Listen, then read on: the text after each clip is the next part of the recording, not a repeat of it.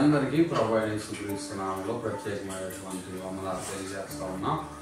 ఈ సిలువ ధ్యాన కూడికల ద్వారా మనమందరం కూడా ఇటు రీతిగా కలుసుకొని దేవుని నామాన్ని మహిమపరచడానికి దేవుడు మనకి ఇచ్చినటువంటి ఈ గొప్ప అవకాశాన్ని బట్టి సమస్త మహిమ దేవునికి కలుగును గాక. ఎలా ఉన్నారు? బాగున్నారా?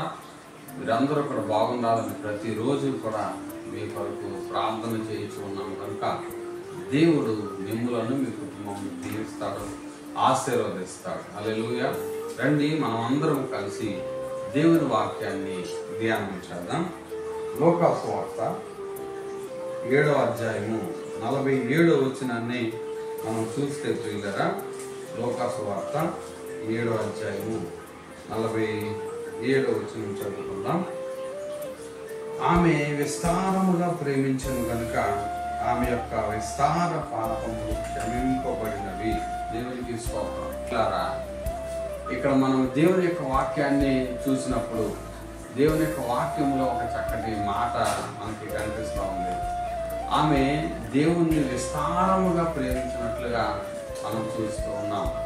అయితే ఎవరైతే దేవుని విస్తారముగా ప్రేమిస్తారో వారి పాపములు ఎంత ఎక్కువైనా సరే, వారు ఎంత విస్తారంగా పాపములు చేసినా సరే, ప్రేమను బట్టి వారి యొక్క విస్తారమైనటువంటి పాపములు క్షమిస్తానని ఈరోజు ప్రభు చెప్తున్నాడు. ఎంత పాపంలో ఉన్నా సరే దేవుణ్ణి ప్రేమిస్తే చాలు, దేవుణ్ణి ప్రేమించగలిగితే చాలు, నీ విస్తారమైనటువంటి పాపములు దేవుడు క్షమిస్తాడు. నిజముగా మనం దేవుడు అంటే పవిత్రులనే ప్రేమించేటటువంటి దేవుడు కాదు. మన దేవుడు పాపులనే పిలవడానికి వచ్చాను, నీతిమంతుల కొరకు రాలేదని దేవుని యొక్క వాక్యంలో మనం చూస్తూ ఉన్నాం ప్రియులరా. అయితే ఈరోజు ప్రభు చెప్తున్నాడు, మనం ఎప్పుడైతే దేవుణ్ణి ప్రేమిస్తామో, దేవుణ్ణి ప్రేమిస్తే జరిగేటటువంటి మొట్టమొదటి కార్యం ఏంటంటే మన విస్తారమైనటువంటి పాపములు క్షమింపబడతాయి. దేవునికి మహిమ కలుగును గాక. నీ పాపము తొలగించబడాలంటే, నీ మీద ఉన్న శాపము తీసివేయబడాలంటే దేవునిని ప్రేమించడం మనం నేర్చుకున్నాం. దేవునికి స్తోత్రం. రెండో విషయాన్ని మనం చూద్దాం. యోహాను సువార్త 16వ అధ్యాయము, యోహాను సువార్త 16వ అధ్యాయము 27వ వచనాన్ని మనం ఒకసారి చూస్తే, మీరు నన్ను ప్రేమించి నేను దేవుని యొద్ద నుండి బయలుదేరి వచ్చిందని నమ్మిత్రు కనుక తండ్రి తానే మిమ్మల్ని ప్రేమించుచున్నాడు. చూసారా పిల్లరా, ఎవరైతే దేవుణ్ణి ప్రేమిస్తారో మొట్టమొదటి విషయాన్ని మనం చూసాం.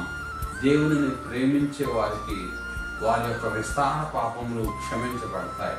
అలాగే రెండో విషయాన్ని మనం చూస్తున్నాం. ఎవరైతే దేవునిని ప్రేమిస్తారో వారు దేవుని చేత ప్రేమించబడతారు, వారు దేవుని చేత దీవించబడతారు.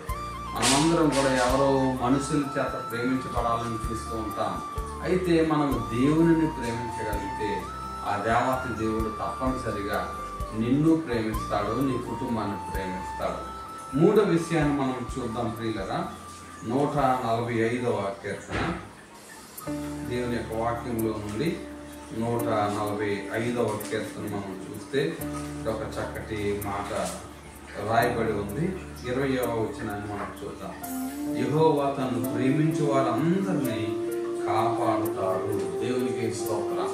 నిజముగా ఎవరైతే దేవుని ప్రేమిస్తారో వారిని దేవుడు తప్పకుండా కాచి కాపాడుతాడు.